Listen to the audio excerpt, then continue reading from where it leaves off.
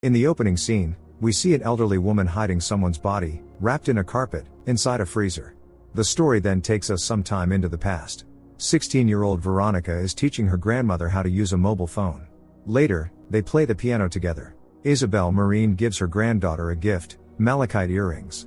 The elderly woman could not resist and bought herself an identical pair. Before leaving, the girl asks her grandmother to cook rabbit with garlic tomorrow. Isabelle does not yet know that this is the last time she will see her granddaughter. Veronica is getting ready for the annual fair in honor of St. Anthony and puts on bright makeup. Antonio, the girl's father and the owner of a restaurant, tells her to be home by 2 in the morning. Veronica also has a younger sister, Lupe. At the fair, the girl meets up with her best friend, Martha. The girls plan to have a few drinks and party hard, but that is not all. They get into the car of a guy named Jonas Herrero and ask him to give them a ride. This is captured by a surveillance camera. As promised, the next day Isabelle cooks the rabbit. Nearly 3 days have passed, and Veronica still has not shown up, which deeply upsets the woman. She plays the piano alone. Growing seriously worried, Isabelle calls her son Antonio. He left for the restaurant early that day and thought Veronica was still asleep. Isabelle calls Lupe, who confirms that her sister did not come home for the night. The police and volunteers launch a full-scale search for the 2 missing girls. Inspector Miguel Zero approaches Antonio and asks if he has anything to say. The man walks away in silence. A week passes, and there is still no trace of Veronica or Martha. Isabelle is inconsolable, as is the rest of the family. The police have no leads, except that shortly before their disappearance, the girls got into a blue Ford Focus. Jonas is arrested. He is the prime suspect because he was the last person to see the girls alive. During questioning, the young man claims that he merely gave them a ride. According to him, the girls were planning to meet someone they knew. Soon Veronica's jacket with traces of blood is found in the forest. When Isabelle learns from the inspector that according to the forensic analysis, the blood traces in the forest belong to Veronica and Martha, she cannot believe it. But the worst is yet to come. Soon fishermen pull Martha's body out of the sea. The funeral takes place. Martha's parents, Rafael Salazar and his wife, are in deep mourning, as is the entire town. Veronica's family is also there to express their condolences. The uncertainty is driving them mad. Miguel Zero gives Isabelle his word that they will find Veronica. But 2 years pass, and the body is still not found. This unsolved case has only raised more questions. There are almost no witnesses. Jonas was released from custody, as there was no evidence against him either. As a result, the court decided to close the case. Of course, this is a devastating blow for Veronica's family. Isabelle hopes that after Zero is removed from the investigation, a new team will reopen the case. But Antonio does not believe that justice will prevail or that the body will ever be found. For the sake of his younger daughter, Antonio intends to go on living. But Isabelle cannot come to terms with this and goes to the police station to voice her outrage. Miguel Zero says that he truly did everything he could. The woman brings up Rafael Salazar, Martha's father. Everyone knows that he is involved in illegal business. Could he somehow be connected to the disappearance of his daughter and her friend? Zero insists that the police checked this lead as well and found nothing. But Isabelle is not afraid of Rafael, even if the police are. Determined, the woman heads to the Salazar's luxurious mansion to speak to Rafael in person. The Salazars have a younger son, Emilio. Isabelle speaks bluntly, saying that she knows who he is and that she simply wants the truth. The man claims that he did everything within his power, since this was his daughter. First he trusted the Guardia, and then he acted through his connections, but it led nowhere. Before leaving, the woman says that maybe not today, but one day he will tell her everything. Since the police are of no help, the woman decides to start her own investigation. She gives piano lessons to a modest young man named Beltran. Antonio calls his mother and suggests that they all have dinner together at his restaurant. There is no other option, because he is working all day.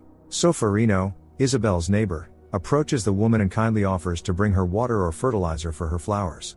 But Isabelle simply waves him off. In the evening, as agreed, Isabelle, Antonio and Lupe have dinner together. They chat and laugh as if nothing has happened. Antonio holds himself together for his daughter, because the responsibility rests on him, even though he thinks about Veronica every minute. But Isabelle cannot do the same. Her soul will find no peace until the one who took the lives of Veronica and Martha receives the punishment they deserve. On her way home from the restaurant, Isabelle notices Jonas on a motorcycle. The guy works in delivery. She still believes that Jonas may be involved. The woman does not expect to see Miguel Zero on her doorstep. He is here because in a few days the case will be officially closed.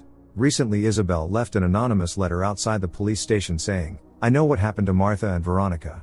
This was how the woman wanted to force the police to continue the investigation. But Miguel understands perfectly well that Isabelle is the author of the letter. He truly regrets that the police failed to live up to the expectations of the families of the unfortunate girls. Isabelle orders food through the delivery service where Jonas works, but the order is delivered not by him, but by one of his colleagues. The woman asks the girl whether she has Jonas's number. Unfortunately she does not, but the girl mentions that he has a second job, at the fish market. Isabelle begins spying on him, obsessed with revenge. Waiting until the guy is alone inside a fishing boat, the woman sneaks up on him with a knife in her hands, demanding answers. But Jonas cannot help her in any way, advising the woman only not to get involved with Rafael Salazar. It turns out that Rafael also suspected Jonas and even tortured him. But as expected, it led nowhere, because the guy really was not involved. Isabelle asks him to tell her what happened on the night when he saw the girls for the last time. And the guy finally tells her. They got into his car and asked for a ride. A certain friend was waiting for them. Everyone in town knew Veronica because she liked attracting the attention of guys. Then Martha said how ugly Veronica's malachite earrings were. When asked why she was wearing them at all, the girl did not answer. Jonas knows nothing more. Isabelle cannot hold back her emotions. Thanking the guy, she leaves, and at home puts on her own pair of malachite earrings. Then the woman tries to drown her grief in rum. In the morning she is awakened by the arrival of Beltran. Isabelle has completely forgotten about their piano lesson. The guy notices Isabelle's earrings, saying that he had seen the same ones. At that moment Isabelle breaks down, feeling herself on the edge. How could Beltran know that Veronica had the same earrings if he had not seen her that night? The woman slips something from her medication into Beltran's coffee. Shortly after he takes a sip, he loses consciousness. The woman ties him up. When the guy comes to, he does not understand what is happening. Isabelle demands that he tell her what he did to Veronica and Martha. Beltran denies everything, which forces the woman to take a hammer and resort to torture. Beltran begs the woman to let him go, insisting that he saw Veronica at the fair. Supposedly she bragged to him about her new earrings, which she considered beautiful. But Isabelle already knows that her granddaughter considered the earrings ugly, which means the guy is lying. Eventually he confesses that he went with the girls to a private party organized for football players and various celebrities. According to Beltran, Veronica and Martha wanted to earn some money. He saw them leave with Carlos Jaén. Isabelle refuses to believe that her granddaughter could have been involved in something like that. When Beltran starts shouting that Veronica liked it, the woman cannot take it, and in a fit of rage takes his life. Later, Isabelle gets rid of the traces of the crime, thinking about what to do next. As she drags the body into another room, there is a knock on her door. It is Soferino who has brought her a small gift. While the woman is trying to send her neighbor away, Beltran regains consciousness. It turns out he is not dead. The guy calls the emergency services, but is unable to utter a single word. He loses consciousness again. At the exact moment Isabelle appears. The woman immediately hangs up the call. Pulling herself together, she places the body in the freezer. Beltran's last words will not leave her mind. Could it really be true that Veronica was seeing different men for money? Isabelle receives a call from an unknown number. It is the police. Lupe got drunk and caused a disturbance. The woman comes to pick up her granddaughter. It turns out that she has failed her assessments in almost all subjects, something her father does not know about. The girl feels unwanted, because everyone around her does nothing but compare her to her sister.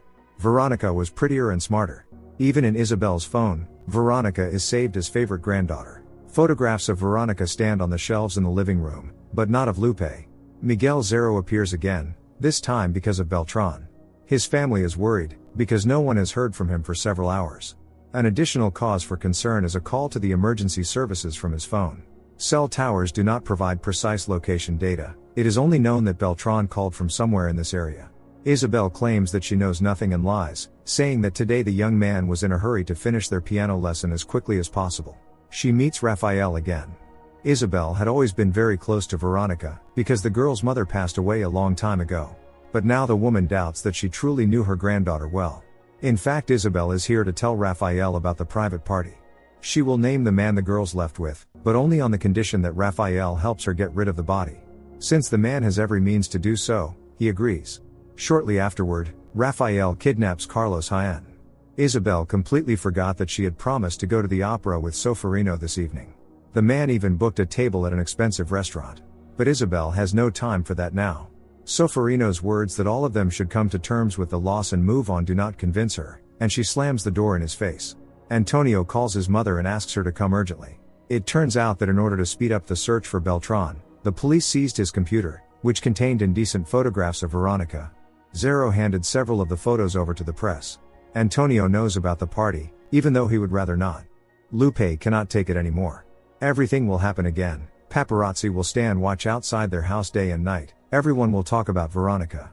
And considering those photographs, this time not in the best light. Miguel Zero comes to Rafael to talk about the latest evidence in the case of Veronica and Martha.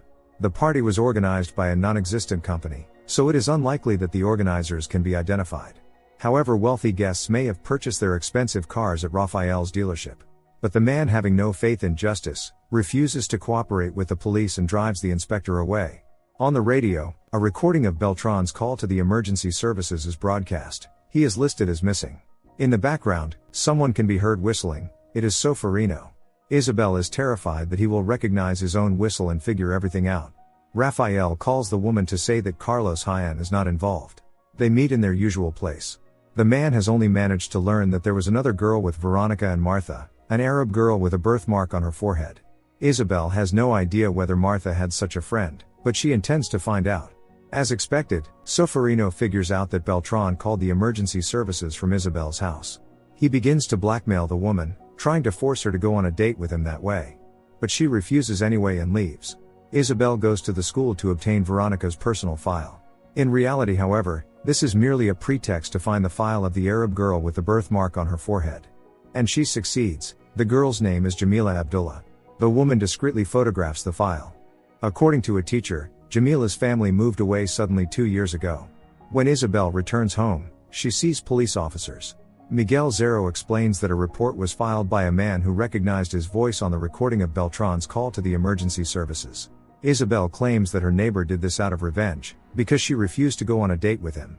One way or another, traces of blood were found on the floor in the house. The woman explains this by saying that she had taken a lot of meat out of the freezer. The forensic examination will take several days, so she has little time left. At night, Isabelle meets Rafael. He knows how to find people, so locating Jamila will not be difficult.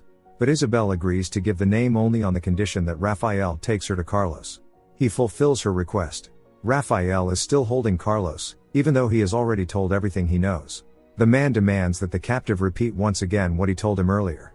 Carlos swears that he did not harm the girls. According to him, Martha felt unwell, and after that Veronica left with the Arab girl. Carlos does not know what happened next. Rafael decides to get rid of Carlos, right in front of Isabelle. What she sees makes her feel sick. But the woman keeps her promise and names the Arab girl. Antonio calls his mother and says that he is at the hospital. Lupe tried to harm herself. Isabelle rushes there. The girl cannot accept the truth about her sister. Everyone is calling Veronica promiscuous, and her indecent photos are everywhere. Suddenly Antonio says through tears that Veronica is alive. But what does that mean? On that fateful night, Jonas gave the girls a ride. Martha was nervous, doubting that it was a good idea. Veronica encouraged her friend, saying that the party would be fun and full of great guys. Beltran met them. They changed into more revealing outfits and took substances. After that, everything was like a fog. Their attention was drawn to Carlos Hyan, a popular television host. When Martha began to feel unwell, Carlos decided to take advantage of it. Veronica and Jamila tried to intervene, but it was too late. When Veronica returned home, her father had already dozed off on the couch in front of the television. But when he saw his daughter in tears, he woke up instantly. The girl asked him to go with her. Of course Antonio went. When he saw Martha lifeless, he was so shocked that he was left speechless. Veronica only said that it had been an accident, not mentioning the party. If they went to the police, Rafael would hunt Veronica down out of revenge. Antonio could not allow that, so he decided to stage the disappearance of the two girls. To make everything look convincing, they left Veronica's jacket and traces of blood in the forest, and then dumped Martha's body into the sea. Antonio sent his daughter to live in Morocco. His old friend Farid promised to take care of her. There was no other option. When Antonio tells this, his mother's shock knows no bounds. For those 2 years, he made his family suffer, forcing them to believe that Veronica was dead. Obviously this could not go on for long, so Antonio had already planned to move to Brazil, where his daughters would be safe. But in light of the latest evidence and Beltran's disappearance, everything becomes more complicated because the police are everywhere. Isabelle does not understand why her son did not tell her anything. Antonio did not consider it necessary. When he was 15, his mother got involved with hippies and abandoned him. She did not appear in her son's life for many years, not even when his wife was dying of cancer. Isabelle is broken, realizing that she has only made things worse. There is one more girl who knows the truth, Jamila. And if Raphael finds her, the truth will come out. In fact, he has already found her, which he immediately tells Isabelle over the phone. Raphael has learned that Jamila moved away and works at a diving club, and he is heading there. Isabelle asks Antonio not to ask questions and to go to the police to report that Rafael Salazar kidnapped the television host Carlos Jaén. The woman understands that she will be arrested, but she is ready for anything for Veronica.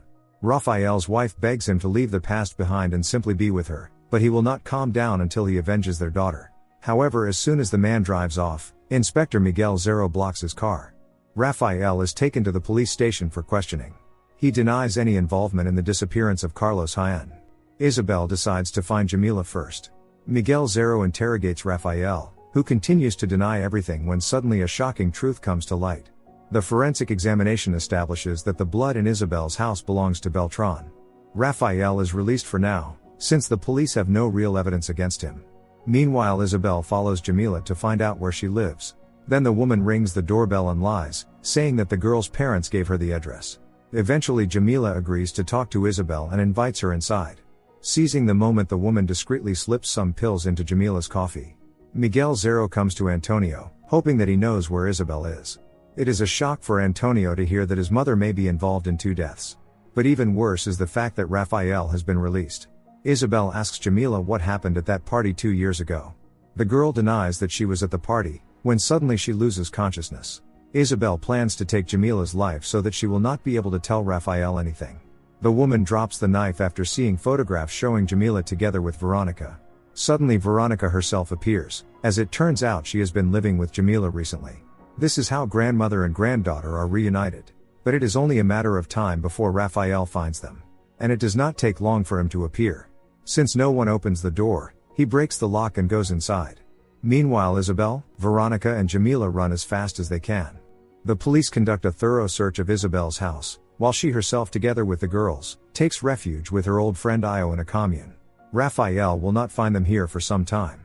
Veronica still feels guilty for having convinced Martha to go to that party. They did it not for the money, but to escape their lives for a while. Veronica felt lonely. Her mother had passed away, her father worked a lot, and her grandmother showed up whenever she felt like it. Isabelle was not there when her granddaughter needed her so badly. But Veronica no longer holds a grudge. In the morning, Isabelle leaves without warning to meet Rafael face to face. He does not know that she found Jamila before him. Isabelle hopes to persuade Rafael to stop and abandon the search for the killer, hinting that it may have been an accident. But Rafael makes it clear that he will stop at nothing. He will take revenge at any cost. Isabelle calls Antonio and tells him that Veronica must urgently leave for Morocco again. When Antonio, pretending to be confused, says that Veronica is dead, the woman realizes that the police are listening in. Since the call did not last long, the specialist did not have time to determine Isabelle's location. She returns to Io's place to make sure that Veronica will go to the port, where Farid will pick her up. Isabelle promises her granddaughter that she will take Jamila to a safe place. The girls say goodbye, hoping to be reunited soon. After that, Isabelle picks up Rafael and tells him the whole truth. That night, all 3 girls left the party. Realizing what had happened, Martha wanted to go to the police. Veronica and Jamila tried to talk her out of it, because no one would take them seriously, given that they had been paid. In the end, the girls began to argue. In a burst of anger, Veronica pushed Martha, and she hit her head. It was an accident. Knowing that Rafael would now start hunting Veronica and Antonio, who had helped his daughter hide the evidence, Isabelle slams her foot down on the gas pedal and jerks the steering wheel hard. The car plunges into the sea and sinks. Neither Isabelle nor Rafael had a chance.